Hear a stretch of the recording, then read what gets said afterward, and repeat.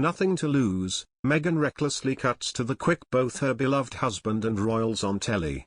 The Duchess of Sussex last night sat down for her first in-person interview since her bombshell chat with TV chat show Queen Winfrey back in March. Meghan, who wore a remembrance poppy on an all-black outfit, was quizzed as part of the New York Times Deal Book Summit. In a wide-ranging discussion, she spoke of cutting out coupons as a child, working as a waitress, and lobbying Republican senators for parental leave. But viewers were quick to notice that the Duchess attributed a well-known Spider-Man quote to her husband when talking to interviewer Andrew Ross Sorkin. Meghan made the blunder when Mr. Sorkin asked Meghan about her calls to U.S. politicians Susan Collins of Maine and Shelley Moore Capito of West Virginia. Asking if she'd been working the telephones, Mr. Sorkin said, "You've made this issue, and women, a central one for you. I'm sure there are people in the audience who are saying, I don't understand, she has this great privilege, why is this her topic?" Meghan, who laughed as he asked the question, said, "You've mentioned privilege. My husband always says, with great privilege comes great responsibility. But even before I had any privilege in my life, when my life and my lifestyle were very, very different, I always just stood up for what was right." But the quote "with great power comes great responsibility" was actually made famous by Spider-Man. The saying was first coined by French writer Voltaire, but most people associate it with Peter Parker's Uncle Ben in Spider-Man. In the original movie starring Tobey Maguire, Uncle Ben tells Peter Parker, "Just because you can beat him up, doesn't mean you have to. Remember, with great power, comes great responsibility." In the interview, Meghan also told how her mental health is in a far better place now that she and Harry have stepped back from their work as senior royals.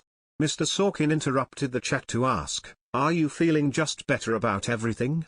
Meghan quickly laughed, before Mr. Sorkin added, "No, I'm serious." The royal replied, "Yes." As Mr. Sorkin said, there was a moment when a lot of the world was asking the question. "Yes, I'm feeling much better about everything, thank you," Meghan replied. The Duchess broke down in tears earlier this year when she told Oprah she didn't want to be alive anymore. And she claimed she begged the royal family for help, but it was Harry who saved her. The 40-year-old, then pregnant with daughter Lilibet, told Oprah 8 months ago, "I just didn't see a solution. I didn't want to be alive anymore."